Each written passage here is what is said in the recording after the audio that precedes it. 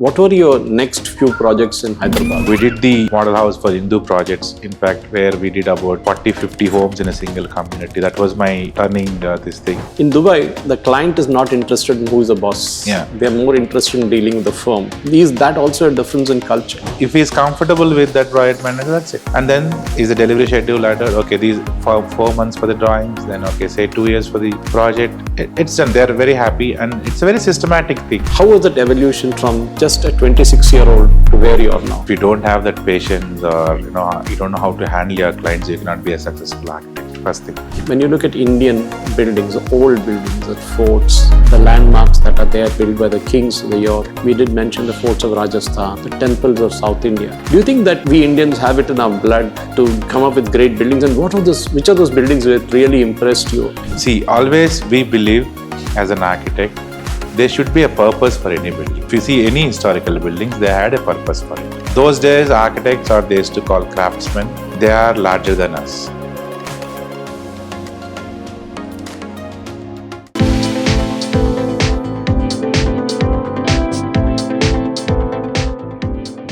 Welcome to Conversations. I'm Suresh Kochatal. A building is not that easy.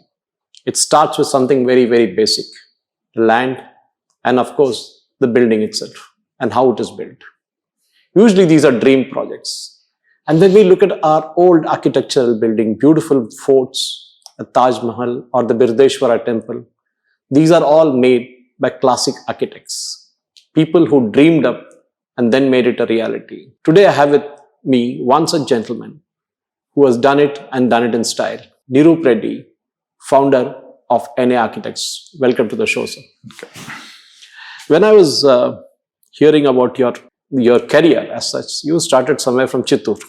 Yeah. And when you started from Chittoor, you obviously started with a boarding school. I was told you were very naughty.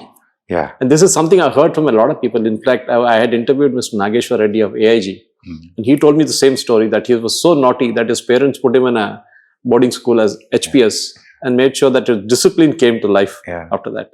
Can you take us through your early journeys? Initially, see, ours was a political family, so not many of them are professionals. But my dad was a doctor, but unfortunately, he couldn't continue the doctor's profession because of political reasons and all that. So eventually, he has to become a contractor. But for me, from the day one, when I was in my younger days, always my dad used to tell one thing, never come back to your native place. I want you to be something. So try to be a professional or whatever interests you, but try to be no more politics for our family. There are enough people to take care of politics here. So always you have to be focused on something. So Allah started. So my boarding was on a very good residential school, and then studied my architecture in Chennai.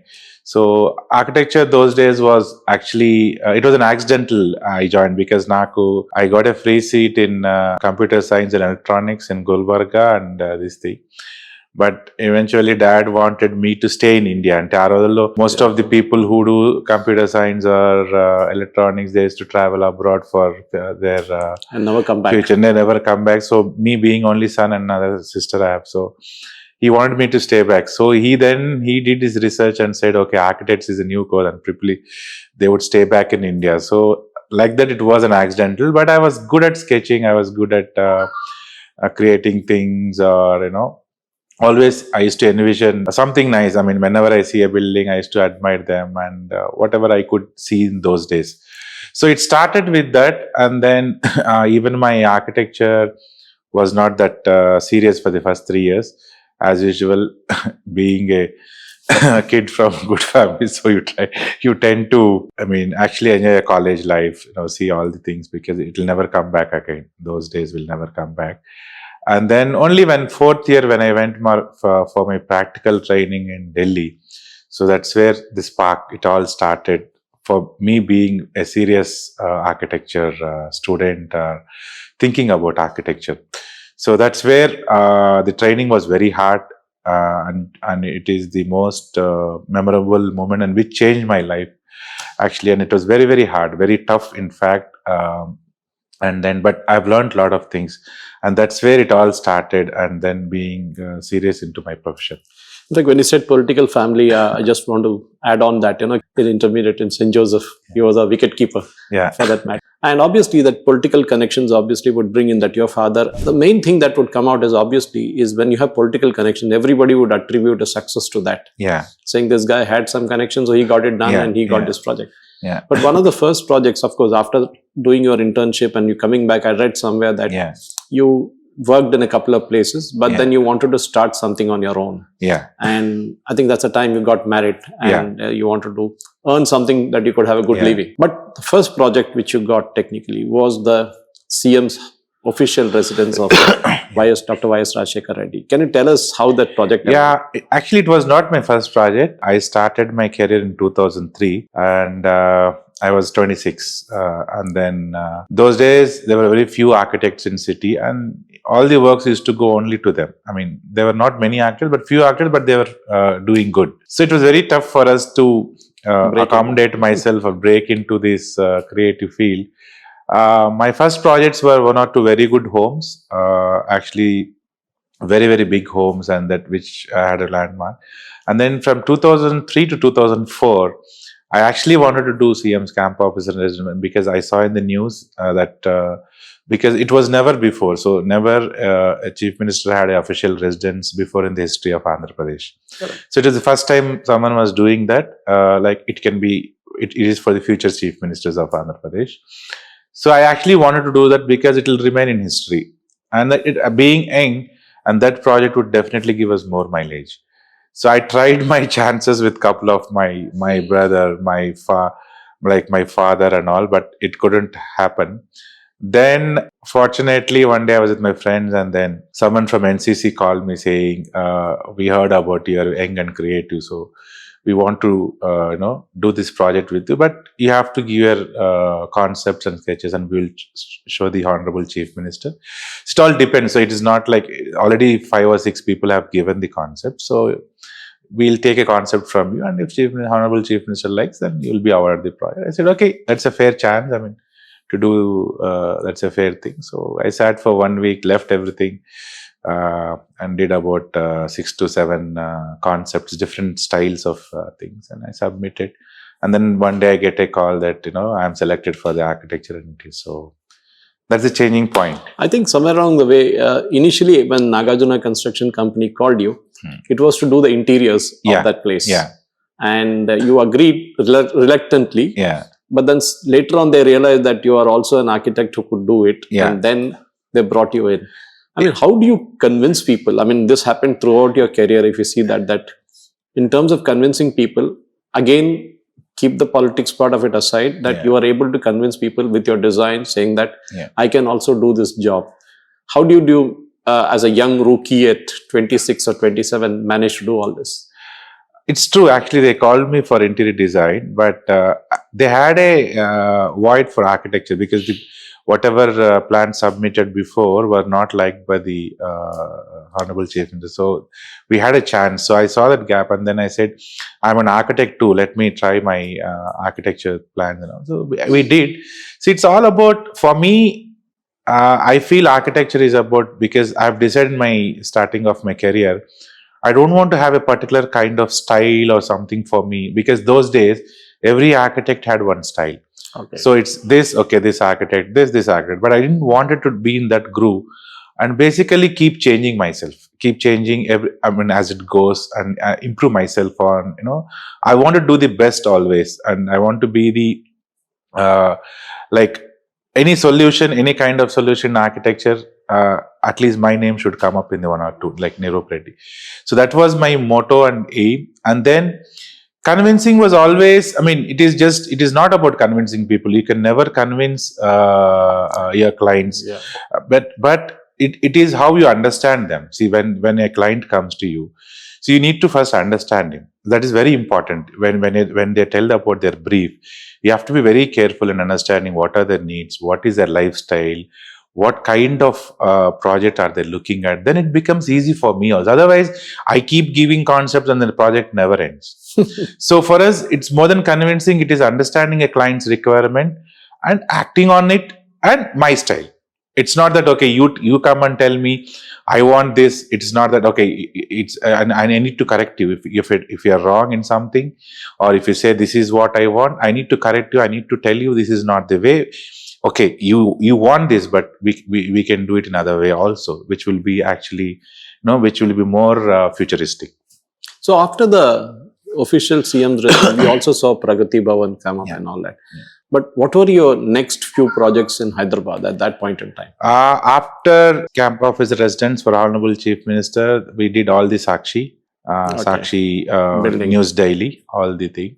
And then we did the Secretariat CM Gar office, 6th floor, when we moved from 4th to 6th floor. Okay. So these are all my initial projects. Then we did the restoration and renovation of Jubilee Hall, Okay. the very old historical Building, yeah. thing. And then we did the model house for Hindu projects, in fact, where we did about 40-50 homes in a single community. That was my turning this thing. Because the good thing about us was we never stuck to interiors or architecture. So we used to do projects which come our way, and we were good at both. No one is good when they start, but they need to evolve. So True. once we evolve, we try to be a specialist in both architecture and interiors. Otherwise, most of the architects either do architecture or only interior design. But we wanted to do both because we always feel when you do architecture, you have to have a thought of interior design also. Otherwise, normally I've seen a lot of spaces an architect does, and then an interior designer comes and breaks all the walls, saying that this is not the vision I am intending.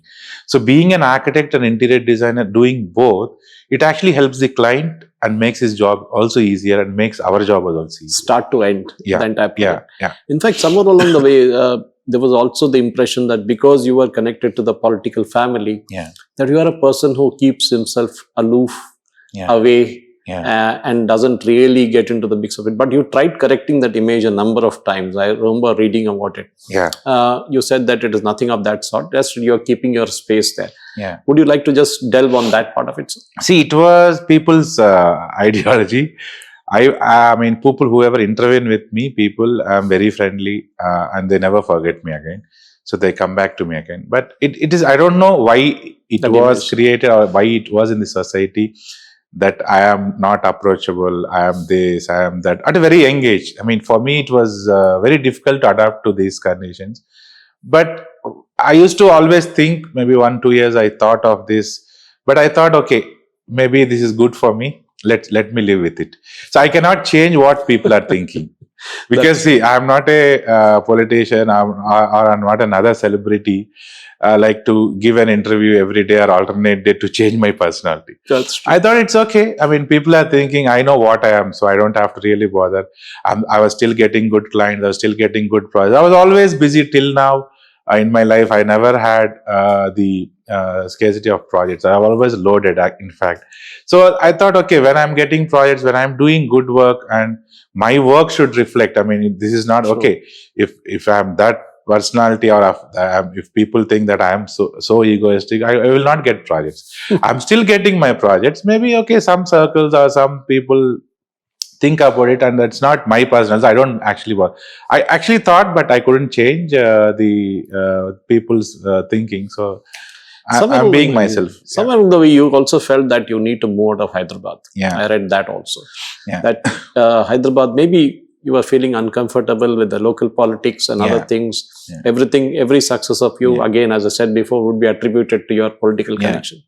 So you wanted to move out of the city, and you were looking at other cities in India, like Mumbai or Delhi and all that. Yeah. But then finally, you landed up in Dubai. Yeah. Why? See, eventually, I think being in a political family, I've never used my political connections, nor I've approached anyone, because I always felt this profession is completely different from politics. And even if I have that influence of meeting people and doing, so people also will take me the other way. So they will not treat me as a professional. So they think, okay, he has come for a favor, let me also take a favor from him. So I don't want to be in that league. So always from the day one, I was very clear. Whatever projects I get, let me do my best, and let my work talk.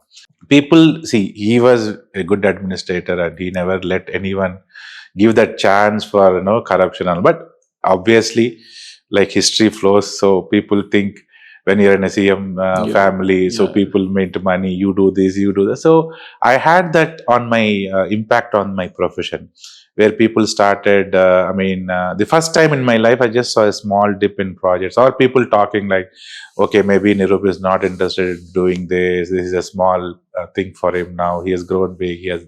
He has made money in other ways. And but actually, see that actually we gave.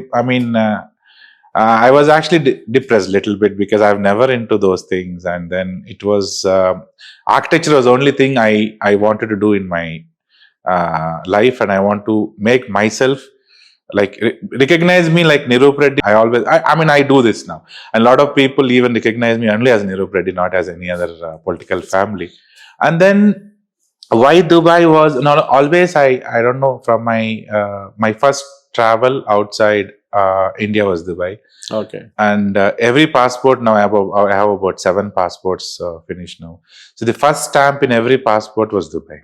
I think my destiny took me there, or that's the one place where I saw it develop, and I've seen a lot of scope for architecture also. Initially, I thought I will open an office, another one in Mumbai or Delhi, but then I thought, okay, it's just another 3.5 hours journey.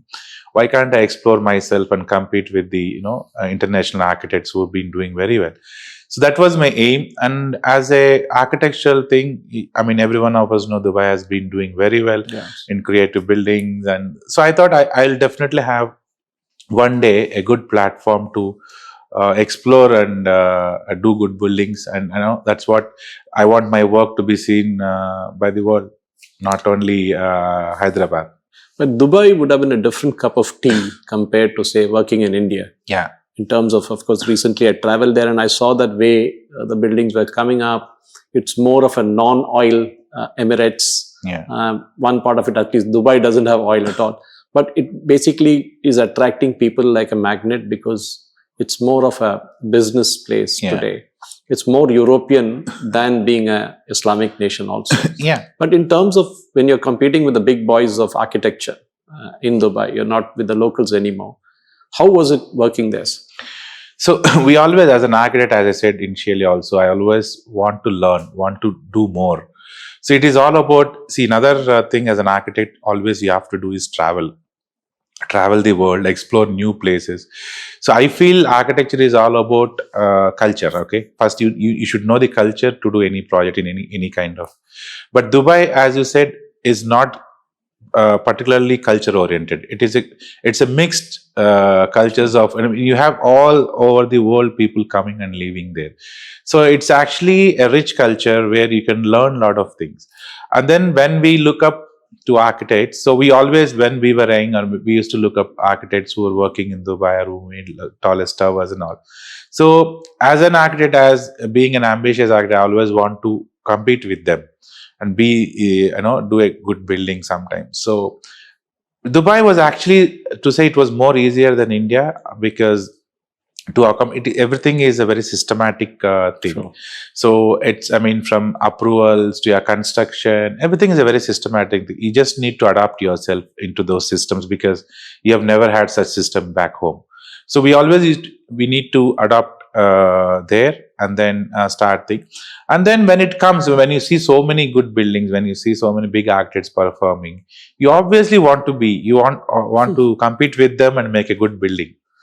So one of the things that was also heard of that, of course, you traveled 22 times to get your license. Yeah. That was one. And the second thing was also that in Dubai, the client is not interested in who is the boss. Yeah. They're more interested in dealing with the firm.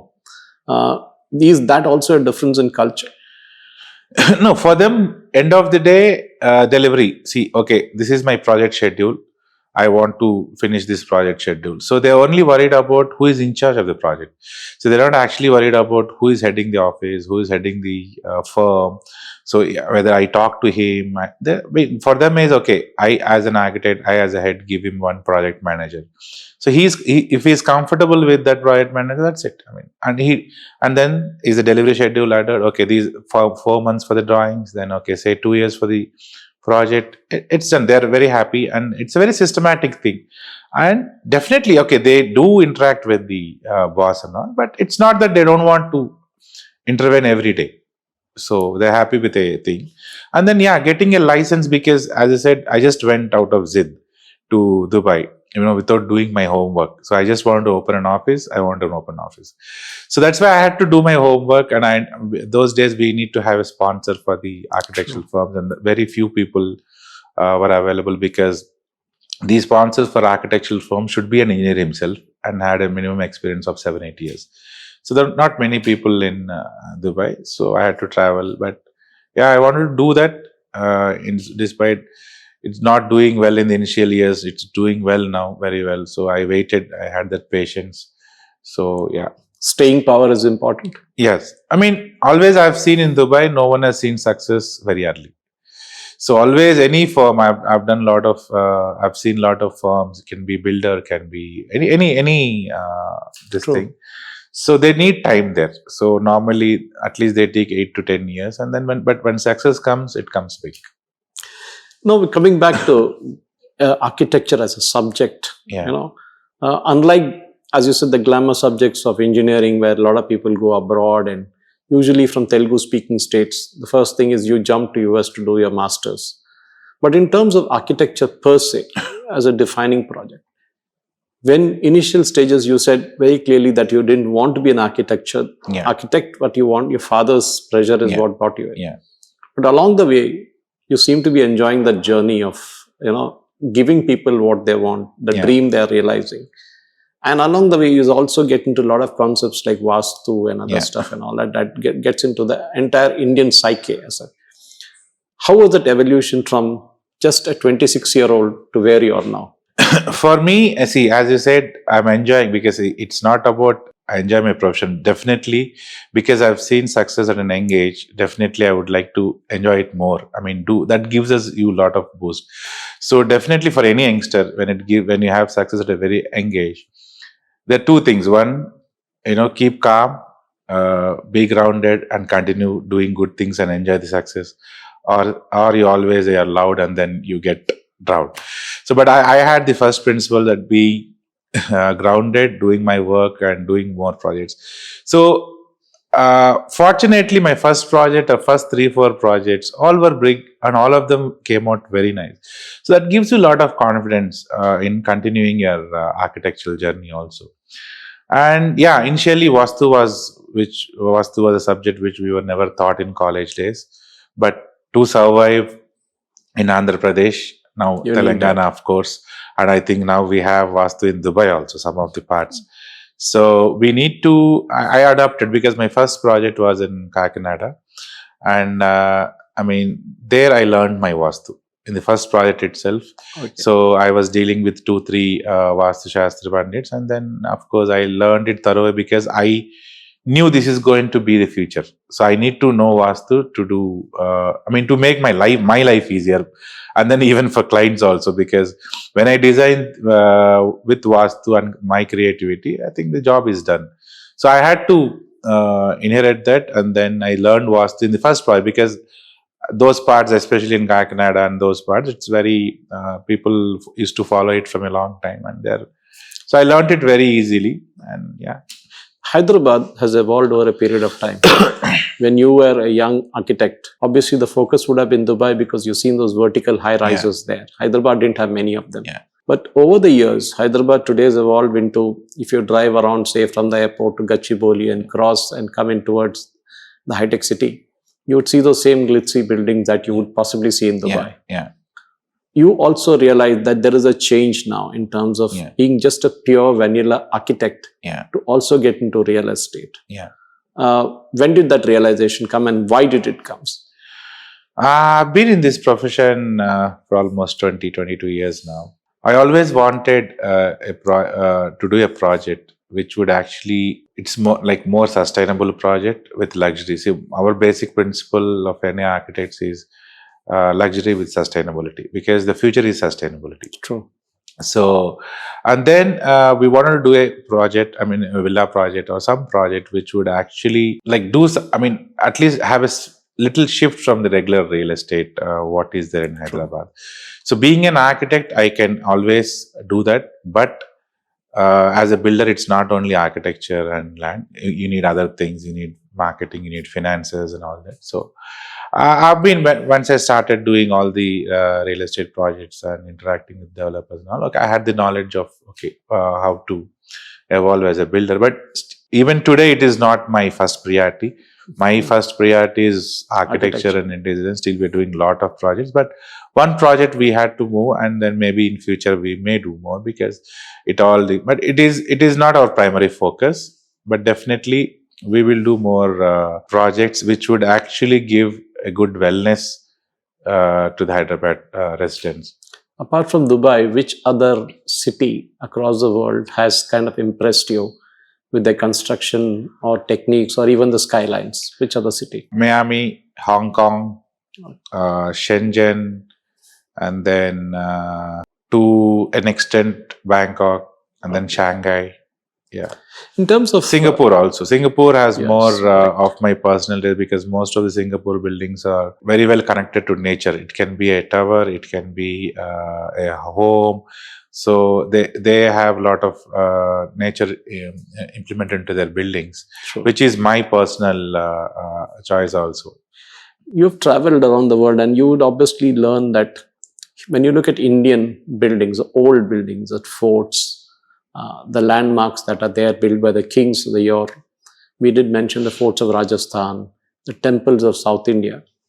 Do you think we had in our blood that an architect of the early days also, because they have brilliant architects. I mean, who could think of building a Birdeshwara temple or even the Ellora temple at Ellora? I mean, those kind of things are like purely carved from top to bottom. Yeah. I mean, do you think that we Indians have it in our blood to come up with great buildings? And which of those buildings that really impressed you? I mean, all the historical monuments of India. I mean, it can be a temple, it can be a Qutub Minar, Charminar. Everything had an essence. See, always we believe as an architect, there should be a purpose for any building. See, it should. See, if you see any historical buildings, they had a purpose for it. So, I mean, I think those days architects, or they used to call craftsmen, they are larger than us. Because today we have all the technology, we have all kinds of softwares, all kinds of methods, technology to derive what we want to do, or we can actually visualize ourselves and see. But those days, I don't think they just had hand sketches. And the way they used to visualize things and the scale of the buildings, it used to be impeccable. I mean, tell you frankly, I think those days, maybe, I don't know, they used to call them architects or craftsmen or engineers. They are unbeatable. I think we have to salute them for their work. And it was very tough those days. Whatever way, transportation or whatever you want to do, and all the structures were very massive, very, very massive. You know, again, they used to use mostly the local material what was available. Nowadays, we are talking sustainability. Sustainability is all about using natural materials, you know, getting fresh air, no power, no electricity, cooling, culture. So all these were there those days. True. So all those buildings were 100% sustainable. I mean, not even platinum rating. I can give more than that. So we have to learn more from them. I mean, it's not just when you look at those buildings, we just have to learn the techniques and how advanced they were in those days. So we feel now we are advanced. No, I feel they were very advanced those days because we're just following that culture. We're just making them, implementing their traditions and their architecture in a modern way. That's it. I mean, what we are doing now. India is a country which has diverse landscapes. You have the tropical climate slightly down south in Kerala. Yeah. You have the deserts of Rajasthan. Yeah. You have on the other side the northeast, which has a different kind of weather. Then you go up north, and then you have the Himalayas, where it's also what you see in the recent times. Also, the floods of Uttarakhand that happened, and there's a lot of debate going on in terms of sustainability, which is a subject you speak about. Do you think time has come now to balance development with kind of ensuring that the mother nature doesn't get affected? See, I think this is happening in most of the even developed countries outside India also. But the only solution for this is proper master planning. Because I think even in Uttarakhand, I mean, people know their floods will come, but maybe they've built, or I'm not sure, but hotels, most of the buildings how they were approved, why were they, they should have a master plan, they should have the minimum distance or minimum things to flood. So these will be the flooding areas, and they should have, see, overall master planning. Actually, if you see, we don't have any new master plans in India. So we are still having the same master plans which were done by the British people. So if you see, if you see Dubai, why is it so well organized? Because everything is a master plan. They have master plan, and not only having a master plan, it is very well executed to the master plan. I mean, the next 50 years, they have where they have to add new metros, where they should have tunnels, where they should have flyovers.